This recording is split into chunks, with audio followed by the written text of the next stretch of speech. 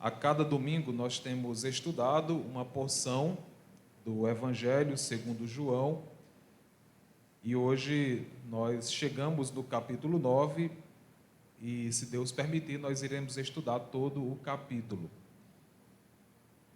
João capítulo 9, inicialmente iremos ler apenas os versos 1 até o verso 6. Até o verso 7, na verdade. João capítulo 9, versos 1 até o verso 7. A palavra do Senhor diz assim: Enquanto Jesus caminhava, viu um homem cego de nascença. E os seus discípulos perguntaram: Mestre, quem pecou para que esse homem nascesse cego? Ele ou os pais dele?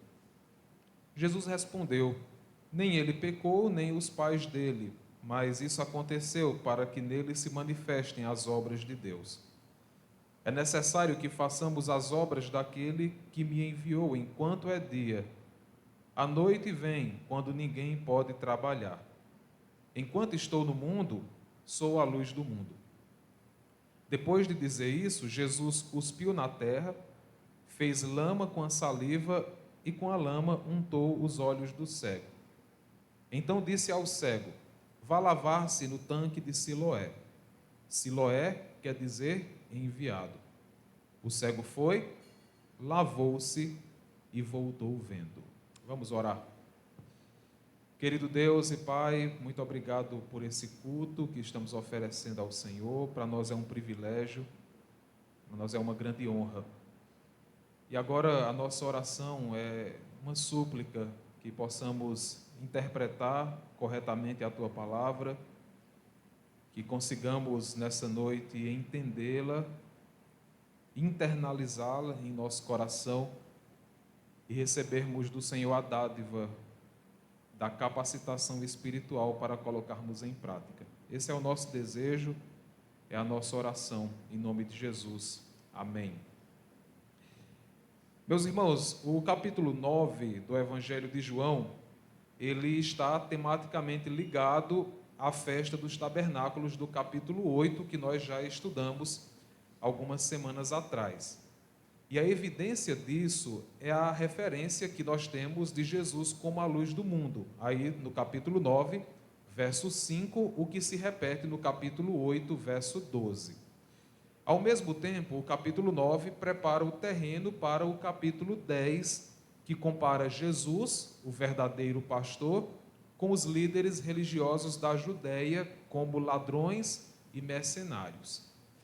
Tudo indica que o episódio do capítulo 9 aconteceu pouco depois da saída de Jesus do templo, exatamente após a discussão com os líderes religiosos. No capítulo 8 nós temos esse relato. Porque no capítulo 9 nós temos uma marca textual de progressão.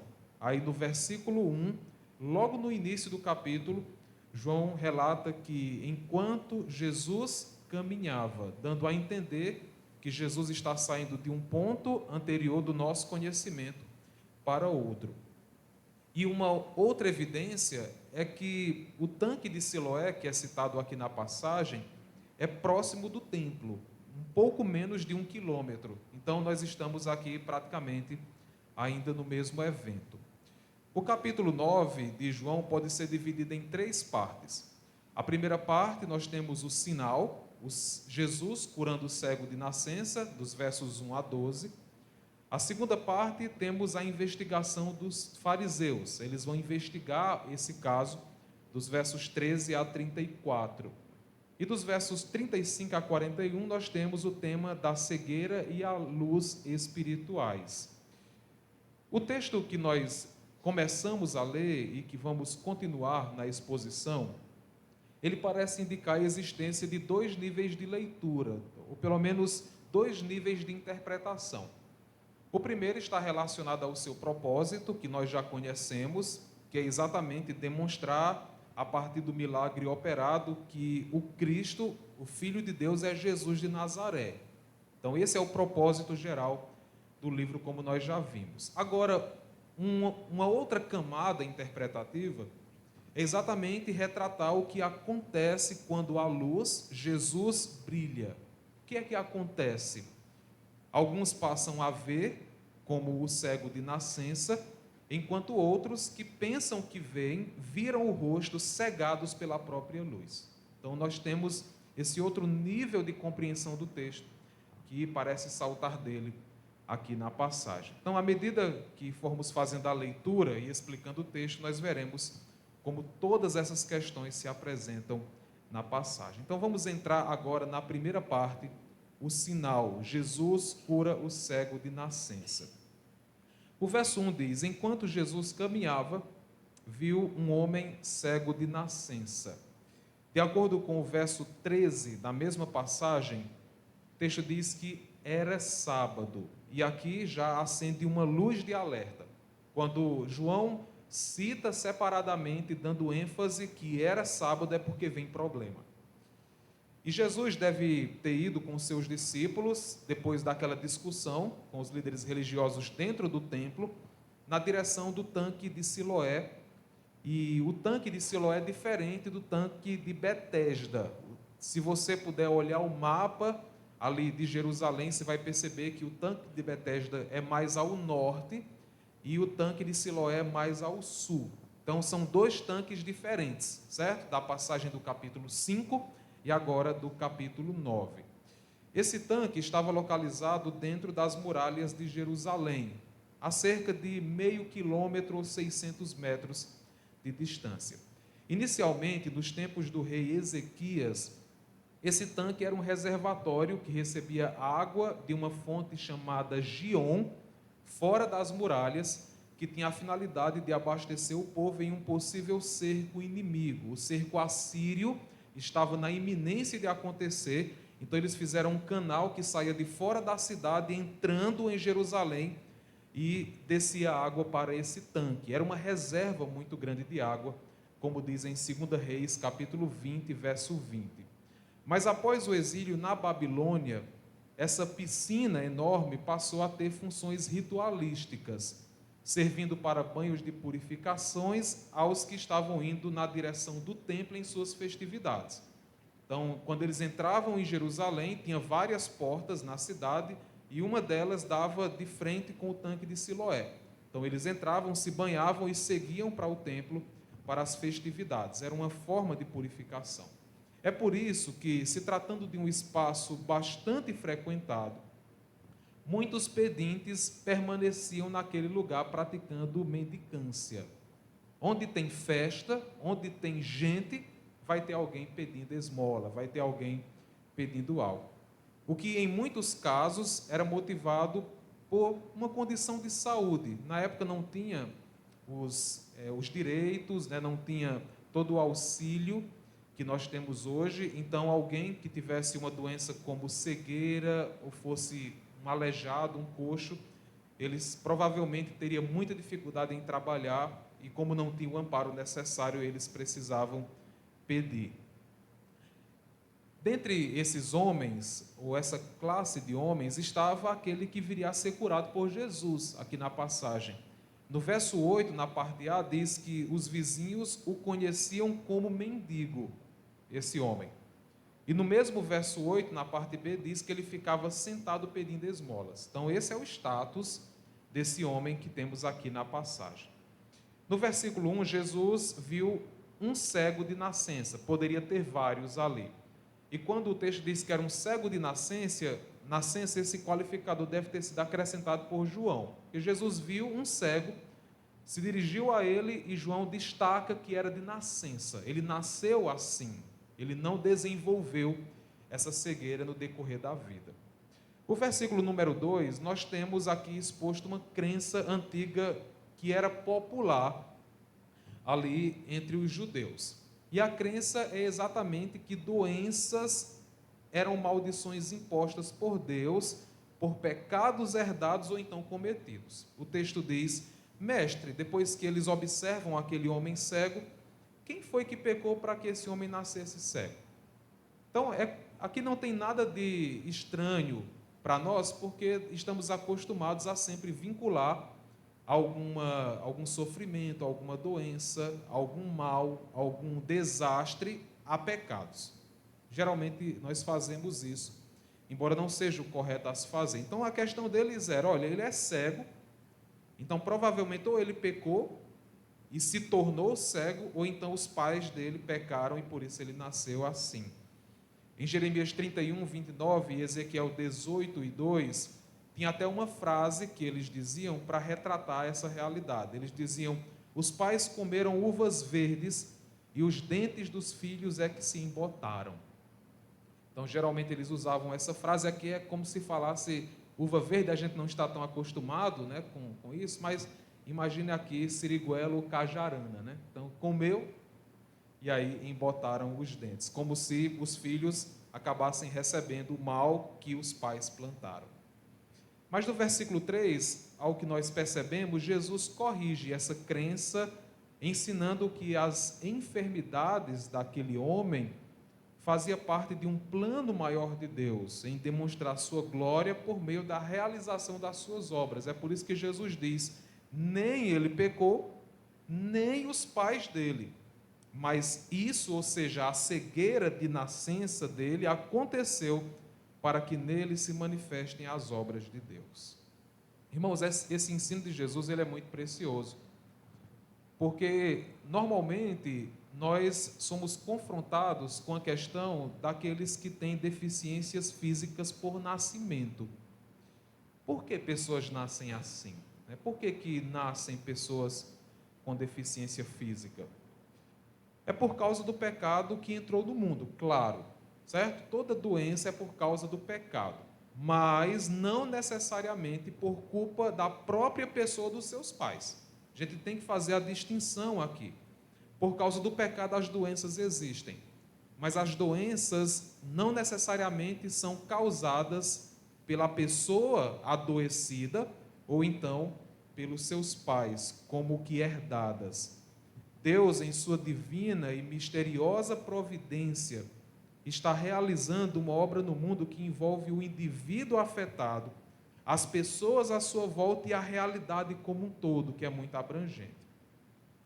É por isso que cremos que Deus será glorificado e as vidas das pessoas envolvidas abençoadas quando isso acontece, embora não saibamos exatamente os porquês da divina providência e os resultados que serão colhidos pelas pessoas afetadas. Será se vai ser salvo? Será se vai ajudar outros? O que é que essa enfermidade está dizendo? Quais são as consequências dela? Quais serão os resultados? Não sabemos. Mas é Deus quem, no fim das contas, está por trás e Ele tem sempre um propósito excelente. É isso que Jesus está dizendo. Mas aqui cabe uma pergunta, porque Jesus menciona que essas coisas acontecem para que se manifestem as obras de Deus. Então, quais obras eram essas que Jesus mencionou? Então, os versos 4 e 5 acabam nos ajudando a entender, porque o texto diz, é necessário que façamos as obras daquele que me enviou. Olha obras aparecendo aí. Enquanto é dia, a noite vem, quando ninguém pode trabalhar. Enquanto estou no mundo, sou a luz do mundo. Em certo sentido, essas obras aqui são abrangentes demais para caber na explicação de Jesus, obviamente. Mas, por outro lado, indica mais um sinal messiânico que seria feito por Jesus como Messias de Deus. Então, lembre que João organiza o seu evangelho através de alguns sinais. E quando ele fala as obras de Deus que vão acontecer quando enfermidades como essa existem, ele está preparando o cenário para um novo sinal que precisava de atenção. Essas são as obras de Deus. Quando ele usa esse jogo de palavras, falando sobre tem que trabalhar enquanto é dia, a noite vem quando ninguém pode trabalhar, era comum da época. Eles não tinham a iluminação que nós temos. Então, quando escurecia, era hora de se recolher e dormir mesmo. Porque não tinha a extensão do dia que nós temos, aí entrando às vezes até na madrugada, como se ainda fosse dia. Então as pessoas trabalhavam durante o dia e a noite era para dormir mesmo, era para descansar. Mas o texto significa, nas palavras de Jesus, que enquanto ele estivesse atuando no mundo, apesar da noite, lembra da noite em João, trevas, apesar das trevas, seria dia, era luz. Por quê? Porque ele era a luz do mundo. Então ele usa um aspecto cultural para trazer uma verdade teológica. O mundo estava em trevas, mas enquanto ele estivesse ali, onde ele chegasse haveria luz, porque ele era a luz do mundo. Então o que é que se segue? Versos 6 e 7, o sinal. Ele preparou o cenário e agora vai trazer o sinal propriamente dito. E o texto diz, de forma muito curiosa, que depois de dizer isso, olha a ligação, Jesus cuspiu na terra, fez lama com a saliva e com a lama untou os olhos do cego. É um tanto estranho, né? Assim, se a gente pudesse usar a nossa linguagem aqui do Nordeste, é um negócio ceboso, né? Cuspir no chão e tal, pegar a lama e passa no rosto. Ele não estava vendo nada, né? Ainda bem. Mas é interessante, irmãos, que na cultura palestina e de outros povos, eles também achavam isso ceboso. Dejetos humanos eram formas de contaminação, inclusive cerimonial. Então, urina, leite materno, fluxo menstrual, saliva, tudo isso tornava alguém impuro. Levítico capítulo 5 e 8 acentua isso. Agora, por que Jesus usou saliva, né? Por quê? Ele poderia dar só uma palavra e aquele cego voltar à vista. O texto diz que Jesus, após fazer isso, mandou o cego se lavar no tanque de Siloé e ele depois voltou vendo, curado. É importante dizer que nas mesmas culturas que olham esses dejetos humanos como contaminação cerimonial, eles também acreditam que certas pessoas autorizadas, com poder apropriado, podia transformar esses dejetos em um instrumento de bênção. É por isso que Jesus, ao usar o cuspe como parte do seu tratamento, não é um ritual, mas faz parte da sua declaração de autoridade religiosa distinta. Então ele está comunicando que ele, por ser diferente, por ser distinto, ele consegue até transformar um dejeto que torna impuro alguém como uma bênção. E o banho no tanque de Siloé? Verso número 7. Possui também um significado bastante simbólico. Para que era que servia o tanque? Purificação cerimonial. Então, ele não só estaria curado após a remoção do lodo que estava em seus olhos, mas também purificado por Deus, embora ainda precisasse da aprovação sacerdotal. Então, isso é um sinal de que onde Jesus toca, acontece a purificação. Ele estava aqui mudando praticamente um sistema, certo? Ele estava avançando aqui para a era messiânica. O mais incrível em tudo isso, irmãos, apesar de todos esses fatores, é que o milagre estava realizado. Isso aqui é o mais incrível. O cego de nascença voltou a enxergar. Isso é incrível, não é? Você conhece um cego de nascença? Certamente. Imagina essa pessoa voltando a enxergar. Isso do nada. Isso é incrível. Não é comum, não é ordinário. É surpreendente. Irmãos, Jesus operou apenas 2 sinais de cura em Jerusalém, que ganham destaque no Evangelho de João. Quais são os 2 sinais? Esse daqui, capítulo 9, e um outro sinal em um outro tanque, no capítulo 5, que foi a cura do coxo, né, do aleijado. Esses 2 milagres falam muito forte, inclusive na teologia do Evangelho de João, quando nós pensamos em especial no propósito de evidenciar Jesus como Messias. Abra sua Bíblia em 2 Samuel, capítulo 5, por favor, deixa marcado aí. Então, por que João fez questão de destacar apenas 2 sinais em Jerusalém como curas e foram exatamente dessas figuras, né, desse coxo e desse cego. Segundo Samuel, capítulo 5, nós precisamos reconhecer, irmãos, e sempre temos dito isso, que os judeus conheciam a sua própria história, certo? Eles conheciam a escritura do Antigo Testamento, que era a Bíblia deles. Então, todas as histórias, as narrativas, os eventos, principalmente ligados a Moisés, Davi e Elias, eles dominavam.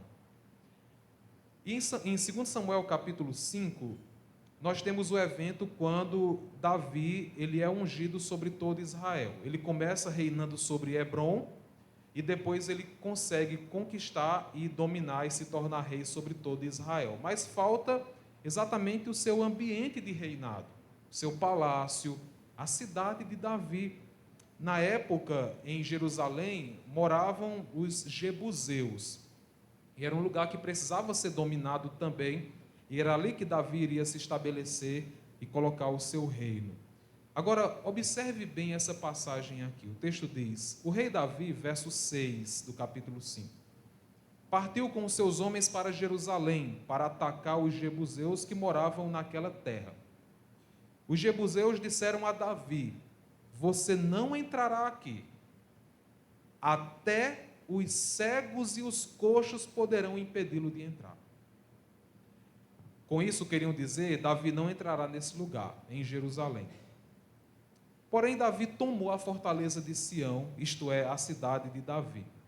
Davi, naquele dia, mandou dizer: todo que estiver disposto a atacar os jebuseus, suba pelo canal subterrâneo e ataque os cegos e os coxos, a quem a alma de Davi odeia. Por isso se diz: nem cego, nem coxo entrará na casa. Assim Davi morou na fortaleza e a chamou de cidade de Davi, e o texto continua. Irmãos, nesse evento nós lemos que Davi entra em rota de colisão com cegos e coxos em Jerusalém, que não permitiam que ele entrasse e reinasse sobre Jerusalém. Davi conseguiu reinar à base de força e conseguiu condenar cegos e coxos a não entrarem na casa. Agora estamos no Evangelho segundo João, capítulo 9.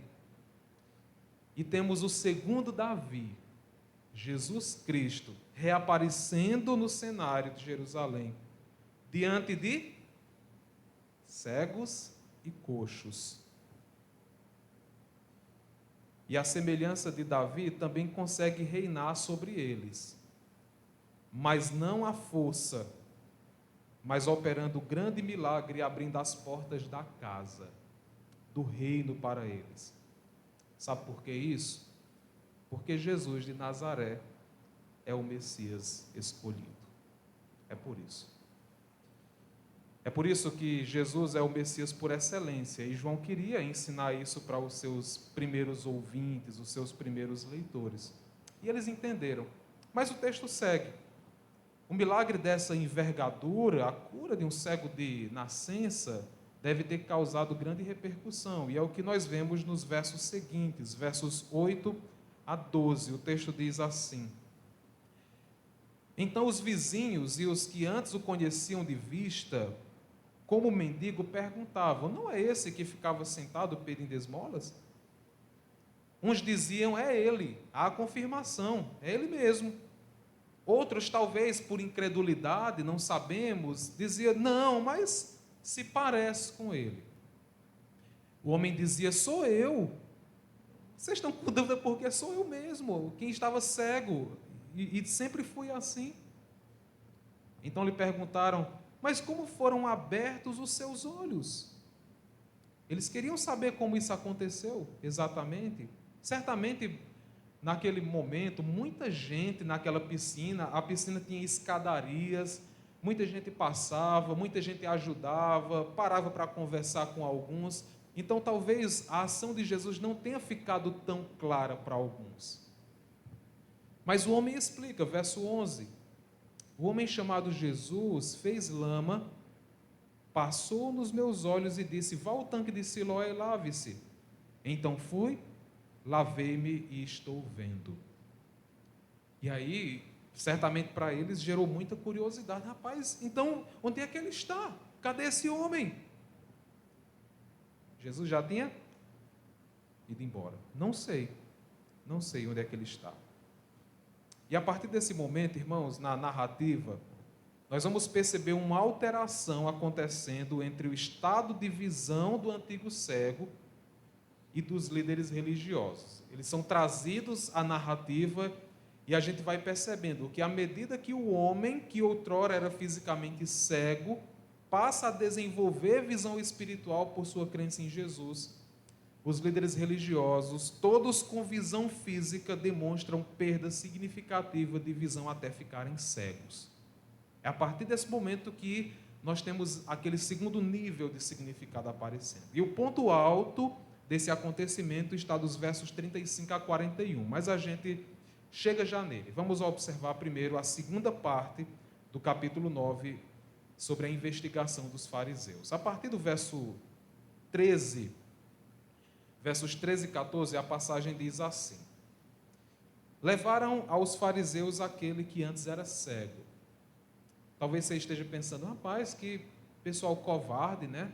Então já levou para os fariseus, mas aqui não parece ser uma intenção maldosa deles. Um sinal, um milagre tão grande, certamente gerou curiosidade neles. Eles queriam que os fariseus, que eram os líderes do sinédrio, junto com os saduceus e escribas, para que eles observassem, olhassem e dessem algum grau de julgamento. Verso 14: era sábado, o dia em que Jesus fez a lama e lhe abriu os olhos. Novamente, nós temos aqui a menção sobre o sábado, porque daqui a pouco perceberemos que está dentro da argumentação dos líderes o fato de ter acontecido exatamente naquele dia. Mas agora, a partir do verso 15, nós temos uma série de 3 interrogatórios, e todos por causa dos fariseus, e o primeiro deles é com o homem curado. Os versos 15 a 17, o texto diz assim: então os fariseus lhe perguntaram outra vez como podia ver. Então já haviam perguntado uma primeira vez aquelas pessoas que estavam com o cego, e agora há uma nova pergunta mais por parte dos fariseus. E a resposta dele é: olha, ele pôs lama sobre os meus olhos, lavei-me e estou vendo. Foi isso que aconteceu. Por isso, alguns dos fariseus diziam: olha, esse homem não é de Deus. Falando de Jesus. Por quê? Porque não guarda o sábado. Perceba bem aqui por onde é que eles vão, viu?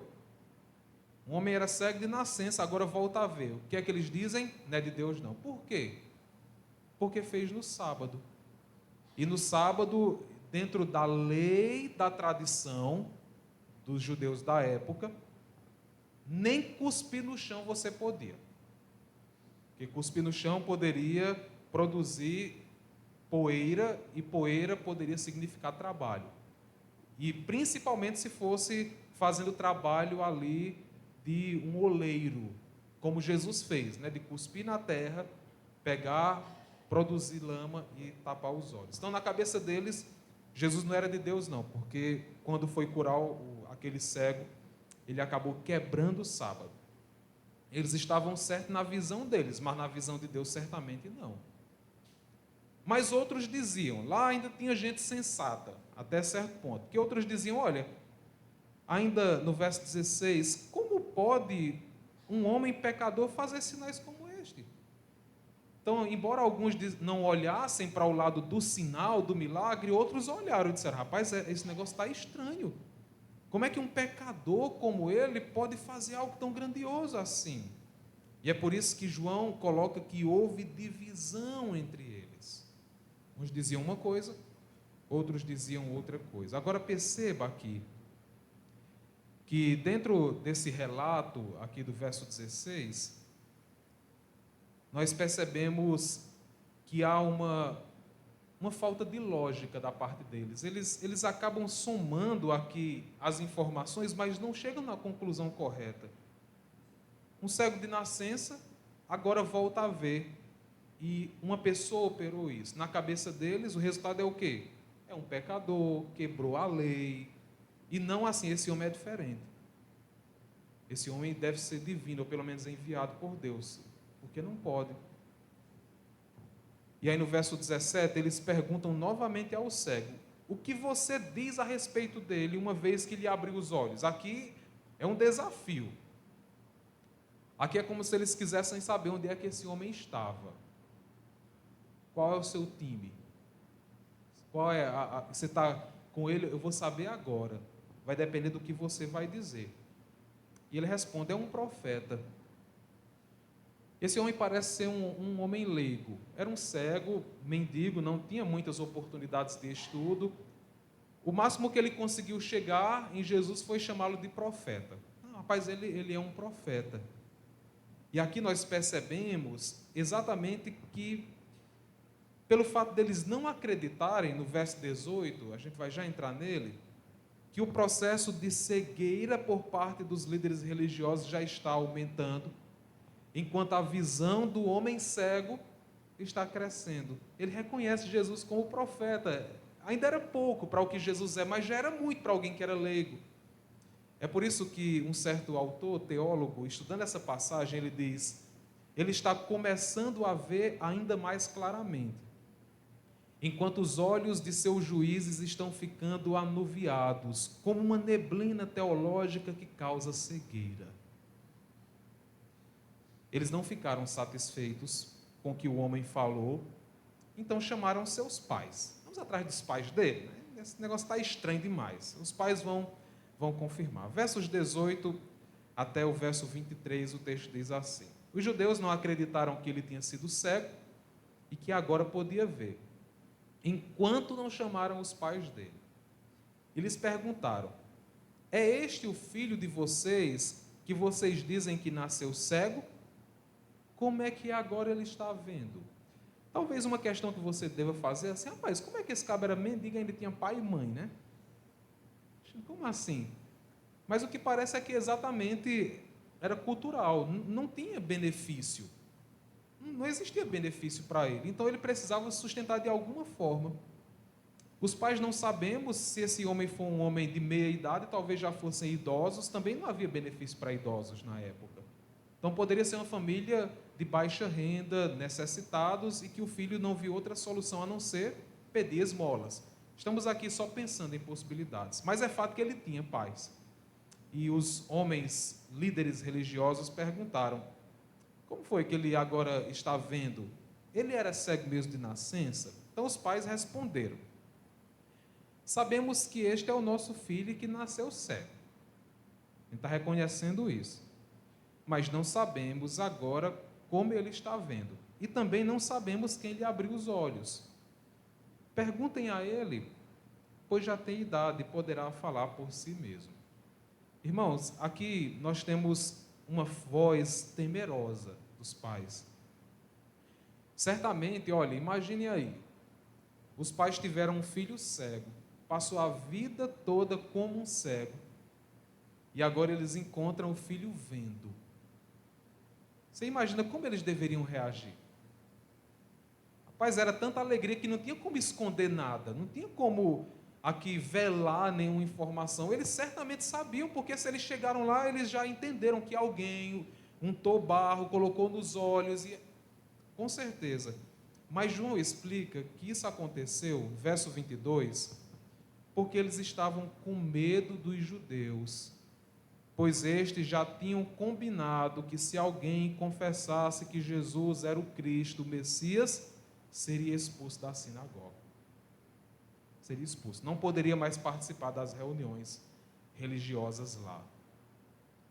Foi por isso, verso 23, que os pais dele disseram: ele já tem idade e poderá falar por si mesmo. Isso é covardia. Isso é covardia. Ao invés deles enfrentarem lá, pela alegria de ver o filho daquela forma, eles entregaram e disseram: rapaz, ele que se vire aí. Ser expulso da sinagoga nós não queremos. Se ele for, é problema dele. Então, o que foi que eles fizeram? Foi que aqueles homens fizeram? Também não acreditaram nos pais. Chama novamente o homem. Vamos continuar a investigação. Verso 24 agora. Então chamaram pela segunda vez o homem que tinha sido cego e lhe disseram: diga a verdade diante de Deus, nós sabemos que esse homem é pecador. Poxa, mas a questão não era sobre se ele era cego e voltou à visão? Agora parece que já está como um consenso. Não, tá bom, ele era cego, voltou à visão. Mas esse cabo é um pecador, como é que faz isso no sábado, mexendo com terra? Diga logo, nós sabemos que ele é um pecador. Verso 25, qual é a resposta daquele homem? Rapaz, eu amo esse cego. Toda vez que eu leio esse texto, eu amo ele. Ele diz, olha, se é pecador, não sei. Uma coisa eu sei, eu era cego e agora vejo. Pronto. E aqui, irmãos, eu preciso dizer que às vezes a melhor resposta, a melhor defesa da fé, a melhor apologética é a nossa experiência de salvação. Alguém pode confrontar você, Jesus é isso, Jesus é aquilo, a igreja é isso, a igreja é aquilo, o líder A, B ou C. Meu amigo, eu não sei. Eu só sei de uma coisa. Eu era cego e agora eu vejo. Eu era descrente, agora eu sou crente. Eu era imoral, hoje eu sou um santo. É isso que eu sei. Foi isso que esse homem fez. Ele não queria, ao que parece, ficar debatendo com eles. Ele não tinha condições de debater com aqueles líderes religiosos. Mas ele só queria que eles entendessem a realidade. Ele era cego e agora ele via. E foi alguém que fez isso com ele. No verso 26, eles perguntam, e o que ele fez a você? Como lhe abriu os olhos? De novo? E eu estou dizendo assim porque parece que foi assim que eles sentiram. Eles sentiram, porque no verso 27 ele diz, eu já disse a vocês, mas vocês não ouviram. Por que vocês querem ouvir outra vez? E aqui, novamente, porque eu amo ele, né? Por acaso vocês também querem se tornar discípulos dele? Os pais com medo. Se os pais estivessem lá ainda, dizem, menino, não diga um negócio desse, não. Vocês querem se tornar discípulos dele também? Só sendo, porque perguntar tanto. Na Nova Almeida Atualizada diz que eles o insultaram, e aqui deve ser exatamente uma palavra mais agressiva, não parece ser simplesmente um deboche. E aí eles disseram no verso 28, discípulo dele é você. Então você diz, rapaz, você está ficando doido, rapaz? Crê e jura. Discípulo dele é você. Nós somos discípulos de Moisés. Era uma frasezinha que muita gente repetia para se identificar com Moisés, o povo de Israel. Verso 29, sabemos que Deus falou a Moisés, isso a gente sabe. Agora, esse aí a gente nem sabe de onde é, mas Jesus já tinha dito, já aconteceu várias situações que já deveriam deixar eles esclarecidos disso. Mas sabe o que é que está acontecendo isso? Porque João está relatando e mostrando como eles estavam se tornando cada vez mais cegos, à medida que o diálogo vai prosseguindo. E à medida que eles se tornam cegos, o homem vai ganhando visão. Isso, eu acho incrível a forma como João vai descrevendo. Olha o que é que o homem responde, viu? Eu acho fenomenal a resposta dele. Ele diz assim, é estranho que vocês não saibam de onde ele é, mas ele me abriu os olhos. Sabemos que Deus não atende a pecadores. Era assim que eles acreditavam, que Deus não usava pecadores para realizar obras tão grandiosas. Pelo contrário, se alguém teme a Deus e pratica a sua vontade, a esse atende. Ele está dizendo, olha, na crença de vocês não é assim, que Deus não atende pecadores? E por que esse homem foi atendido? Entende? Aqui a gente está falando de um leigo, um homem que praticamente não teve estudo, mas está aqui praticamente discutindo e debatendo com aqueles líderes, estudantes da lei. Verso 32, ele escancara ainda mais a cegueira deles. Desde que o mundo existe, jamais se ouviu que alguém tenha aberto os olhos a um cego de nascença. Se esse homem não fosse de Deus, não poderia ter feito nada. Não poderia. Se houvesse humildade da parte deles, eles poderiam dizer, é verdade, né? Não é verdade isso?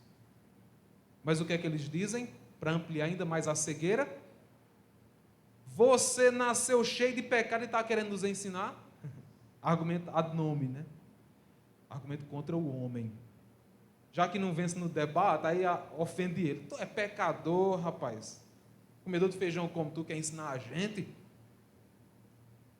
E aí João relata que ele foi expulso da sinagoga. Os pais temeram, o filho não temeu.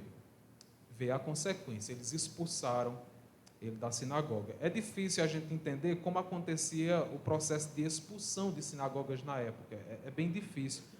Mas o que a gente sabe é que ele estava privado de ir à sinagoga por causa da postura dele para com os líderes. Aquele homem foi expulso da sinagoga, poderia ser um desfecho agridoce para ele, né? Porque ele voltou a ver, depois de ter sido cego por toda a vida, mas agora foi expulso da sinagoga.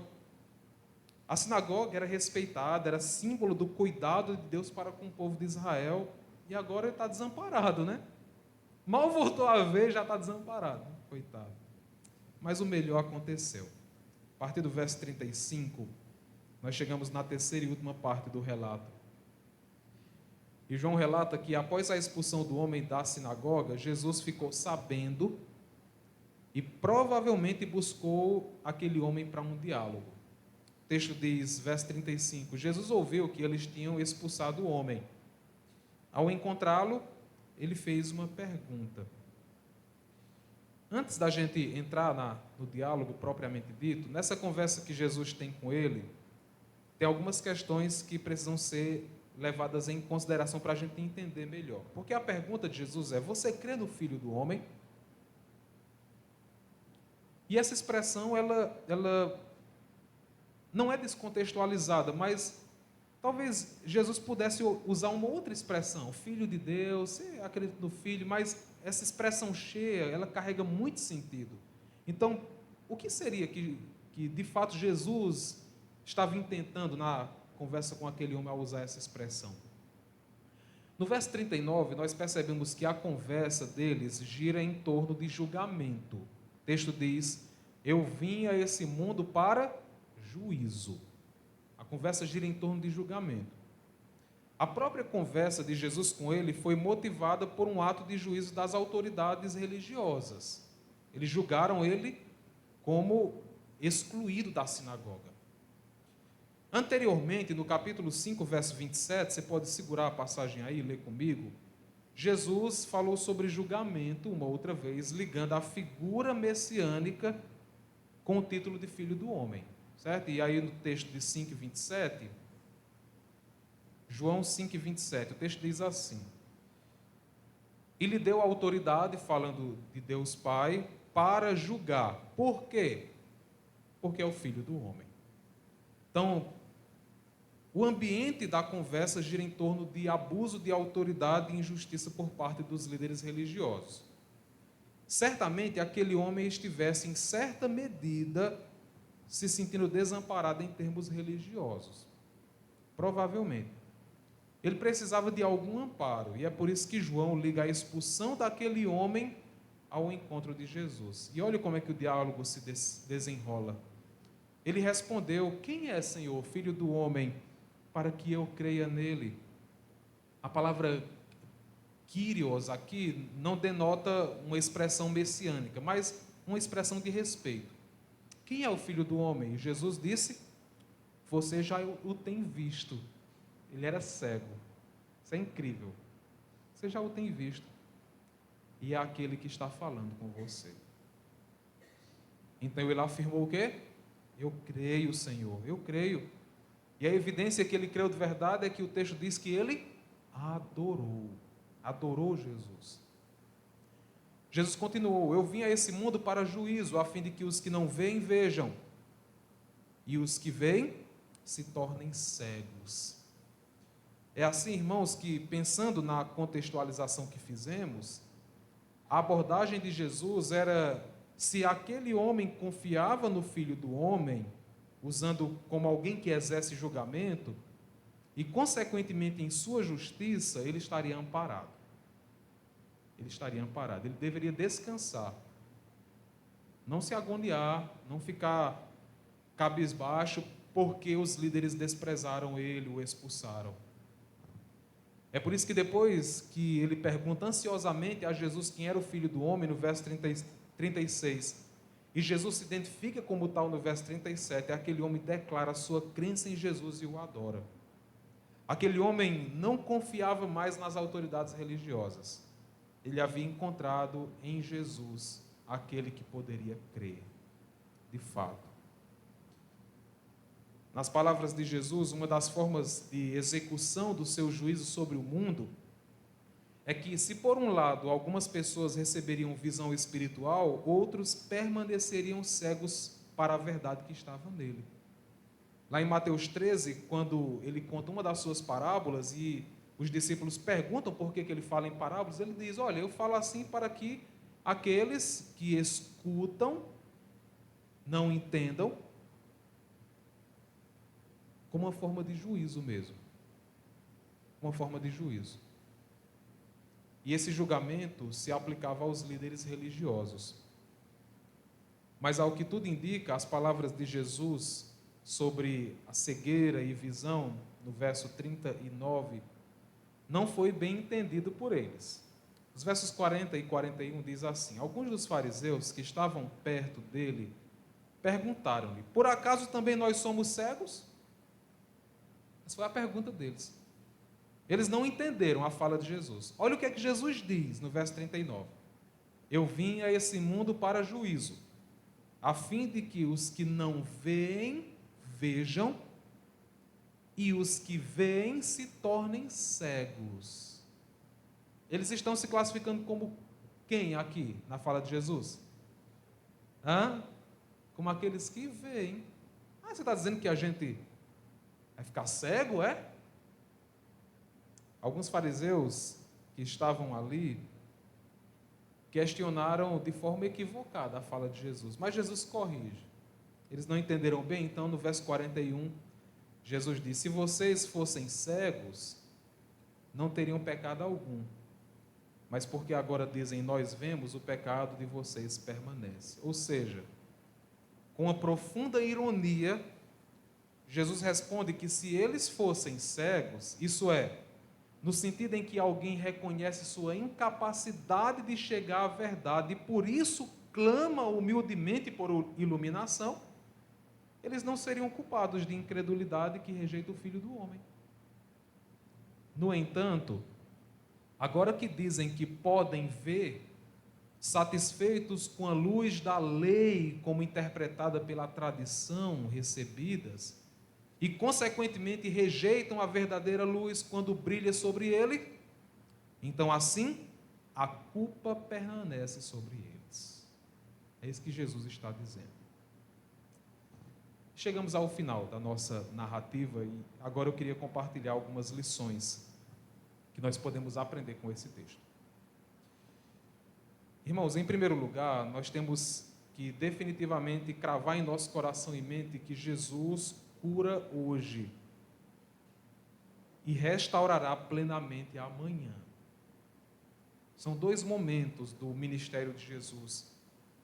Em João 9, Jesus cura um homem cego de nascença, revelando que ele tem autoridade sobre as limitações físicas das pessoas. Jesus tem autoridade sobre isso. Ao longo da história bíblica, Deus curou diretamente pessoas e também por meio dos seus servos. E a vinda de Jesus Cristo inaugura esse ministério messiânico de restauração. Então, quando Jesus veio, ele veio e inaugurou algo que vai acontecer plenamente no porvir. E é o quê?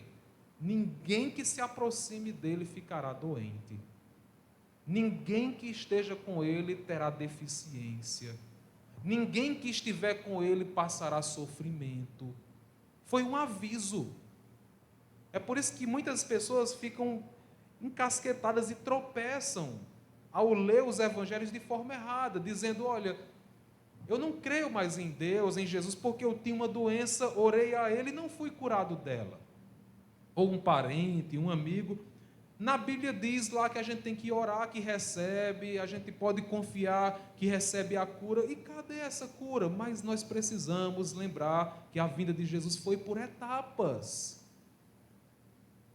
O fato dele ter curado essas pessoas de forma milagrosa é um aviso para nós que essas coisas acontecerão plenamente no futuro. Embora nos nossos dias, obviamente, ainda desfrutemos e até louvemos a Deus por curas recebidas, mas nós somos encorajados hoje a colocar toda a nossa esperança no porvir. Em Tiago capítulo 5, versos 13 a 16, diz lá que se alguém estiver doente, chama os presbíteros da igreja para orar, e aquela oração poderá curar a pessoa. Existe cura hoje. Mas nem toda pessoa doente que clama a Jesus receberá a cura hoje. Mas uma coisa é certa: o mesmo Jesus, como diz Hebreus 13:8, de ontem é o mesmo de hoje e será para sempre. O mesmo. Então nós podemos acreditar que, embora hoje não tenhamos a plenitude da nossa cura, das limitações e deficiências, no porvir certamente isso acontecerá. Certamente. Você tem alguma limitação? Pastor, você quer que eu faça uma lista? Hoje tem. Se você é crente em Jesus, no futuro você não terá. Não terá. Em segundo lugar, irmãos, aproximar-se de Jesus é ganhar a visão espiritual. Essa é a mensagem da passagem. O cego passa a enxergar à medida que se encontra com Jesus.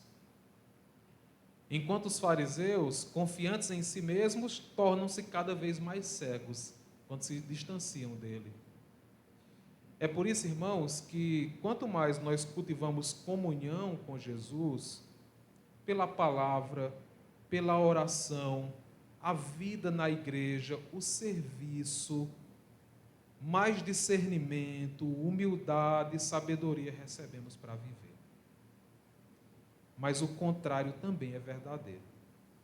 O afastamento de Deus, da palavra, da oração, da igreja, do serviço a Deus, vai produzir uma visão mundana e insensível às coisas espirituais. Você já deve ter a experiência de ter visto alguém que, muito envolvido na igreja, aparentemente muito temente a Deus, servindo fielmente, mas em um certo momento da vida começou a se afastar. O sinal de alguém que começa a esfriar é a ausência nos cultos. É um sinal. Não é definitivo, mas é um sinal. Quando você percebe alguém se afastando, faltando os cultos, tem alguma coisa errada. É alguma coisa errada. As pessoas começam a se afastar. Aí você vai atrás dela, ela está em algum pecado. Está cometendo algum erro, fazendo alguma coisa errada, por isso que ela começa a se afastar. Aí você confronta. Se aquele confronto acontecesse alguns anos ou meses atrás, rapidamente ela dizia o quê? Estou errado mesmo, vou mudar. Mas se afastou de Jesus. O que é que acontece agora? Ah, porque fulano não sei o quê. Ah, porque cicrano não sei o quê. É porque a igreja não sei o quê. É porque os pastores, é porque os diáconos, é porque, mais. E quem foi que disse que eu estou errado? Onde é que diz? Se afastou da luz. É difícil. A gente vê, aqui são líderes religiosos altamente eruditos na lei de Deus. Parece criança, não é discutindo? Mas alguém que está enfiado em pecados, também não parece igualmente uma criança discutindo? Porque o pecado cega. O pecado leva até as últimas consequências da lama, da miséria mesmo. Humilha o ser humano. Aquilo que ele ou ela sabia com toda convicção, com toda certeza, empolgação e amor, esqueceu tudo. Esqueceu tudo. E é perceptível quando esse processo começa. Então, olha, se você que está aqui hoje está nesse processo, interrompa logo. Interrompa logo ele.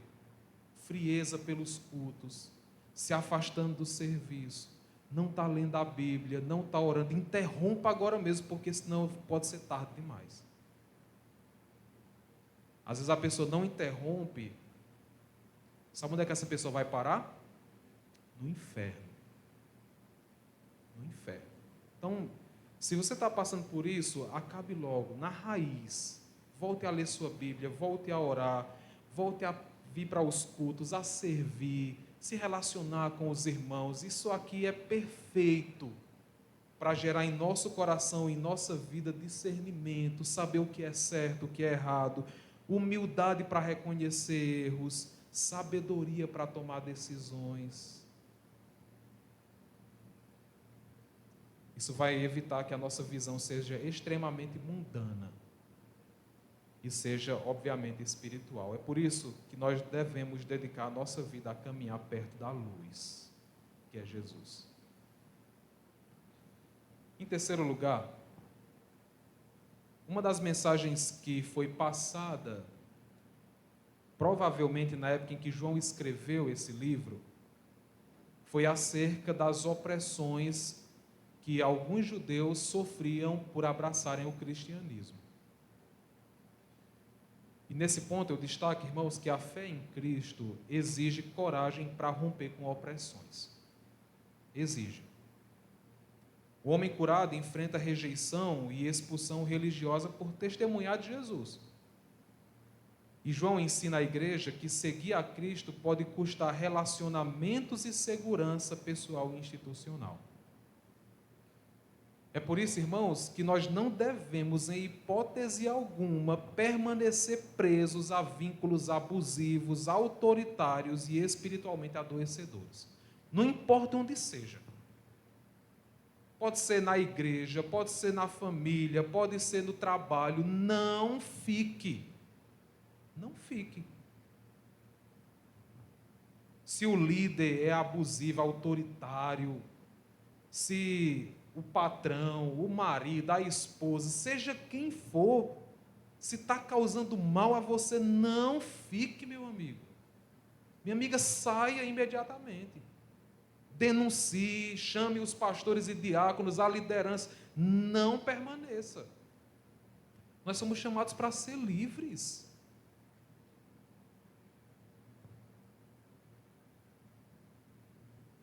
Permanecer na verdade de Cristo é mais importante do que agradar pessoas e estruturas que se impõem e se opõem ao caráter de Deus.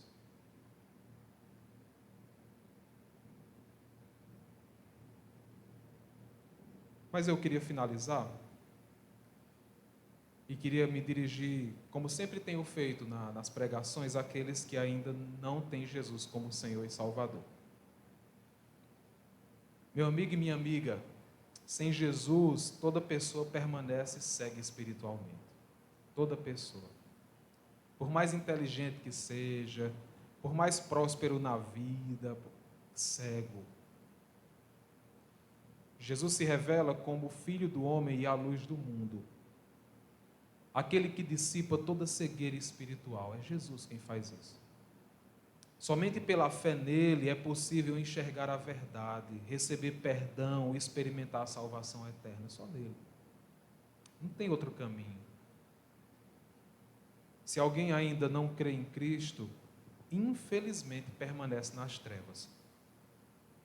Mas quando há arrependimento, quando há crença verdadeira, a pessoa recebe nova vida, nova esperança e um novo começo. Só em Jesus. É por isso que meu desejo de oração é que Deus abençoe as nossas vidas como igreja com visão espiritual. Amém? Vamos orar. Querido Deus e Pai, obrigado por essa passagem que nos ensina verdades tão profundas. Nós só temos a agradecer. Nós temos que digerir tudo em oração, profunda reflexão. E a nossa oração, Senhor, é que Teu Espírito nos ajude, nos capacite, nos guie, nos direcione, nos dê coragem. Nós só queremos ser como Jesus. E é por isso que precisamos de ajuda, porque o padrão é muito alto.